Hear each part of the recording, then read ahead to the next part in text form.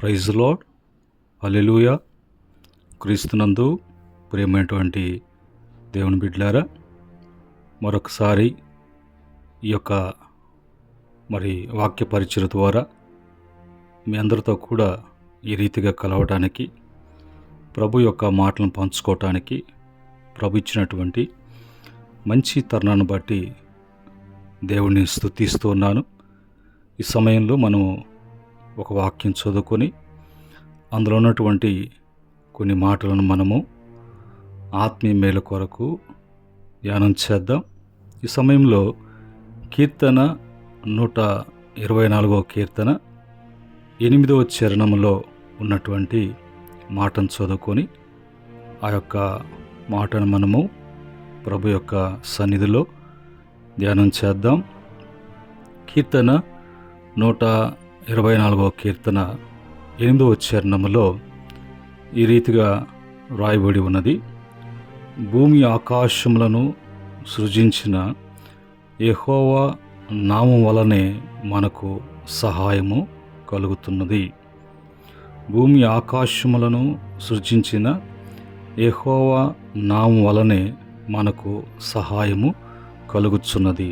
చిన్న ప్రార్థన చేసుకుందాం. మా ప్రేమగల తండ్రి, పరిశుద్ధుడా, మీకు వందనాలనైనా ఈ సమయంలో కొన్ని నిమిషాలు మీ యొక్క మాటలను ప్రభువా మేము ధ్యానం చేస్తూ ఉన్నప్పుడు తండ్రి, అందులోని విషయాలను మాకు బయలుపరచండి. వాటి ద్వారా సరిచేసుకోవటానికి, మీ మాటల ద్వారా సరిదిద్దుకోవటానికి, తద్వారా నాయన నీ ఎదుట మేము యథార్థవంతులుగా, నీతిమంతులుగా మీ చేత ఆస్వాదించబడి వర్ధిల్లినట్లు కృప దయచేయమని యేసుక్రీస్తు నామములో అడిగి వేడుకుంటున్నాము తండ్రి, ఆమేన్. ఈ సమయంలో మనము దేవుని వాక్యం చదువుకున్నాం. కీర్తన 124 కీర్తన 8వ చరణంలో భక్తుడు అంటున్నాడు, భూమి ఆకాశములను సృజించినటువంటి దేవుడు. కలిగిందేది కూడా ఆయన లేకుండా కలగలేదు, సమస్తము కూడా ఆయన మూలముగా కలిగినది. అలాంటి సృజించినటువంటి ఆ దేవుని యొక్క నామం వలనే మనకు సహాయం కలుగుతున్నది. భూలోకములో అనేక నామములు ఉన్నాయి, దేవుళ్ళు, దేవతలు అని పిలువబడుతున్నారు. కానీ వారంతా కూడా సృజించబడినటువంటి వారుగా ఉండొచ్చు. కానీ అసలు సృష్టి యావత్తును కలుగు చేసినటువంటి వాడు, సృష్టి యావత్తును కూడా సృజించినటువంటి దేవుడు సత్యదేవుడు, సర్వశక్తిమంతుడైనటువంటి దేవుడు, సర్వాంతర్యామి. ఆయన నిన్న నేడు ఏకరీతిగా ఉన్నటువంటి దేవుడు. అలాంటి దేవుని యొక్క వలన, అలాంటి దేవుని వలన మనకు సహాయం లభిస్తుంది. కనుక ప్రతిదీ కూడా ఆయన కలుగు చేసినదే, ప్రతిదీ కూడా ఆయన వలన కలుగు చేయబడినదే. అందులో మానవునికి దేవుడు ప్రత్యేకముగా ఆయన సృష్టించినట్లుగా అన్నీ కూడా నోటి వాక్కు వలన కలుగు చేయబడ్డాయి. అయితే మానవుని దేవుడు తన పోలిక చొప్పున, తన స్వరూపము చొప్పున మానవుని చేశాడు. కాబట్టి మానవుడి దేవుడు ఒక ప్రత్యేకమైనటువంటి ఆలోచన, ఉద్దేశం కలిగినటువంటి ఉద్దేశంతో ప్రభు మానవుని సృజించాడు. కనుక ఏ సహాయము కలగాలన్నా, ఏ సహాయము లభించాలన్నా ఆ యొక్క సృష్టికర్త అయినటువంటి దేవుడు భూమి ఆకాశములను సృజించినటువంటి, కలుగు చేసినటువంటి దేవుని వలనే మనకు సహాయం లభిస్తుంది. కానీ ఉన్నటువంటి దేని వలన కూడా మనకు సహాయం లభించదు అన్నట్లుగా అక్కడ మాటలు మనం చూస్తున్నాం. మన జీవితంలో కూడా అనేక సమయాలలో, సందర్భాలలో సహాయము కొరకు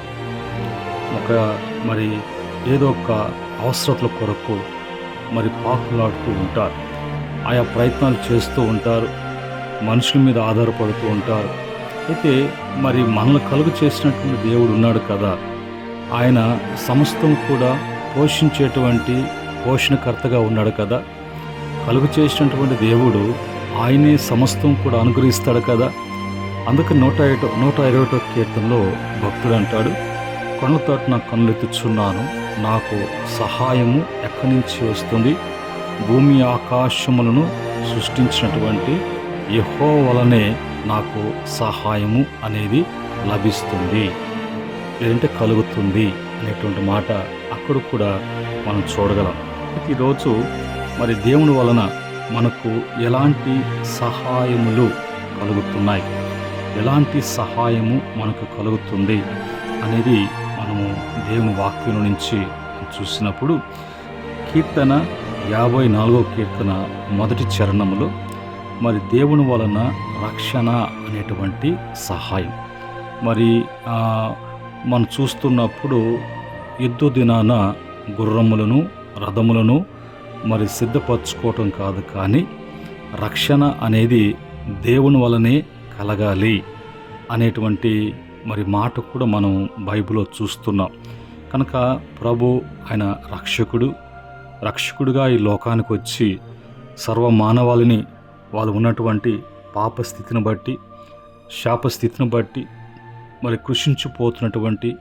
నశించిపోతున్నటువంటి మానవులనైనా వెదికి రక్షించేటువంటి దేవుడిగా, మనుష్య కుమారుడిగా, యేసుగా ఈ లోకానికి ఆయన రావటం జరిగింది. కనుక మొదటగా మరి దేవుని వలన మరి మనకు భూమి మీద ఉన్నటువంటి మానవునికి కలిగేటువంటి సహాయము రక్షణ. రెండవది అపోస్తుల కార్యము 3వ అధ్యాయము 6వ వచనములో స్వస్థత అనేటువంటి సహాయం ఆయన వలన మనకు స్వస్థత అనేది లభిస్తుంది. కనుక మరి బైబిల్లో మనం చూసినప్పుడు ఆయన పొందినటువంటి గాయములటువంటి స్వస్థత అనేది మనకు కలుగుతుంది. అందుకని అక్కడ మరి పేతురు యోహానులు దేవాలయం దగ్గర ఉన్నప్పుడు ఒక కుంటివాడు మరి ఆ కుంటితనముతో అక్కడ ఉంటూ ప్రతిదినము కూడా అతను వచ్చేపోయేటువంటి వారిని మరి భిక్షం అడుక్కుంటున్నటువంటి పరిస్థితి. అక్కడ వాళ్ళు అంటారు, మా దగ్గర వెండి బంగారములు అలాంటివి ఏవి కూడా లేదు, కానీ మా కలిగినటువంటి నామము యేసు నామములో నీకు స్వస్థత కలుగునుగాక అని లేచి నడవమని చెప్పారు. కనుక వెంటనే దిగ్గున లేచి అతను నడవటం జరిగింది. అలాగే మన జీవితాల్లో కూడా ఆయన స్వస్థపరిచేటువంటి దేవుడు, ఆయన పరిచయం చేసుకుంటున్నాడు, నేను స్వస్థపరిచేటువంటి యెహోవాను నేనే అన్నట్లుగా. మూడవదిగా న్యాయాధిపతుల గ్రంథము 6:24 ప్రకారంగా సమాధానమైనటువంటి సహాయం. మనిషి కోల్పోయినప్పుడు, పాపం చేసినప్పుడు, ఆ పాపాన్ని బట్టి దేవుని సన్నిధికి దూరమైనప్పుడు, మరి సమాధానం కోల్పోయినప్పుడు ఆయన సమాధానకర్తగా ఈ లోకానికి వచ్చి మరి పాపం నుంచి విడిపించి దేవునికి మానవునికి మధ్యగా సంధి చేసి ఆయన యొక్క శిలువ రక్తం చేత సంధి చేయబడి మనమందరం కూడా దేవునితో కూడా సమాధానం కలిగినట్లుగా ఆయన సమాధానకర్తయగు అధిపతిగా మరి సమాధానపరిచినటువంటి దేవుడిగా ఉన్నాడు. నాలుగవదిగా దేవుని వలన మనకు కలిగేటువంటి సహాయం. కీర్తన 44వ కీర్తన 5వ చరణములో విజయము అనేటువంటి సహాయం. మరి ప్రభు, లోకంలో మీకు మరి శ్రమలు వస్తాయి, అయితే నేను లోకాన్ని జయించాను కాబట్టి ఆ జయించిన విజయము మీకు లభిస్తుంది.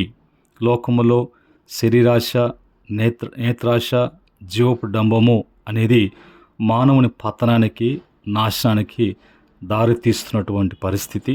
అలాంటి పరిస్థితుల్లో ప్రభు ఆయన ఈ లోకానికి వచ్చి వాటినన్నిటి కూడా ఆయన జయించి ప్రభు మనకి విజయము అనుగ్రహించేటువంటి దేవుడిగా విజయం ఇచ్చాడు. కనుక దేవుని బిడ్డలుగా ఎప్పుడు కూడా మనకు విజయము అనేది లభిస్తుంది. ఐదవదిగా మరి 1 యోహాను పత్రిక 2వ అధ్యాయము 12వ వచనములో పాప క్షమాపణ అనేటువంటి సహాయము దేవుని వల్ల మనకు కలిగింది. కనుక ఆయన మరి ఈ లోకానికి వచ్చి మానవుడు చేసిన తప్పులన్నీ కూడా క్షమించబడటానికి శిలువ మరణము ఆయన పొందారు.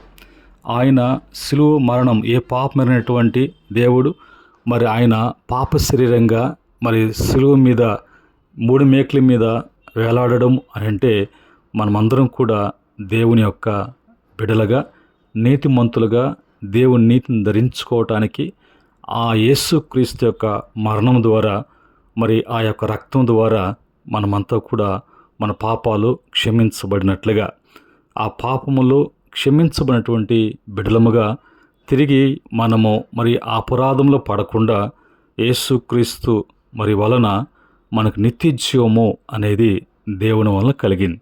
కనుక భూమి ఆకాశములను సృష్టించినటువంటి ఆ దేవుని వలనే ఈ యొక్క సహాయాలు మనకు లభిస్తాయి. కానీ ఇంక వేటి వలన కూడా మనకి సహాయము అనేది లభించదు. ఒకవేళ ఆశ పెట్టుకున్నా, వాటి వైపు మనసు త్రిప్పుకున్నా, పరుగులు తీసినా అదేది కూడా శాశ్వతం కాదు. శాశ్వత కాలం నుంచి శాశ్వత కాలం వరకు జీవించేటువంటి దేవుడు ఆల్ఫా ఓమేగా అని ప్రభు చెప్తూ ఉన్నారు. కనుక ఈ సమయంలో ఒకవేళ ఎలాంటి మరి పరిస్థితిలో ఉన్నా కూడా మరి సృజించినటువంటి దేవుడు తప్పక నీ జీవితంలో మరి సహాయం చేసేటువంటి దేవుడిగా ఉన్నాడు, మేలు చేసేటువంటి దేవుడిగా ఉన్నాడు, ఆదుకునేటువంటి దేవుడిగా ఉన్నాడు. తిరిగి నేను ఒక ప్రత్యేకమైనటువంటి స్థితి స్థాయి అనుగ్రహించేటువంటి దేవుడిగా ఉన్నాడు. ఇట్టి స్థితి దేవుని వలన మీకు లభించును గాక. ఆమేన్. చిన్న ప్రార్థన. పరమందున్నటువంటి తండ్రి, ఈ మాటలు బిడ్డలకు దీవెనకరంగా మార్చండి. ఏ బిడ్డ ఈ యొక్క కష్టములో ఆపదలో ఉన్నారో వాటన్నిటి విషయంలో కూడా నాయన మీరు మరి విడిపించి సహాయం చేయండి.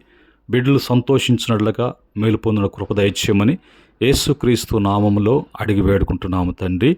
ఆమేన్. పరమ తండ్రి దేవుని ప్రేమ, రక్షకుడు యేసుక్రీస్తు కృప, పరిశుద్ధాత్మ యొక్క అన్నిన సహవాసం ఈ వాక్యం ఏంటంటే బిడ్డలకు, కుటుంబాలకును, సకల పరిశుద్ధులకును, ఆయన దాసులకును సదా తోడే నడిపించును గాక. ఆమేన్. God bless you. దేవుడు మిమ్మల్ని అందరూ కూడా దీవించి ఆస్వాదించును గాక. ఆమేన్.